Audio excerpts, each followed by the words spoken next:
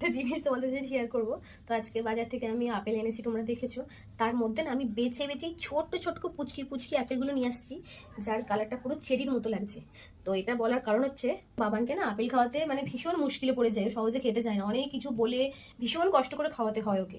তো আজকে আমি এটা বলেছি যে ওর জন্য চেরি নিয়ে এসেছি, যাতে ও এটা অনাহাসে খেয়ে নেয়। আমি এই টেকনিকটার উপর আজকে অ্যাপ্লাই করবো, জানি না কি হবে, তো চেষ্টা করবো। বিকজ ওটা চেরির মতনই লাগছে কিন্তু দেখতে, এত পুচকি পুচকি। বাবান কি এটা?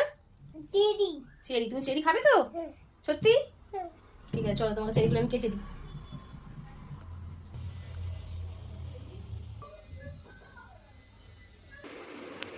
এ নাও, নাও চেরি খাও।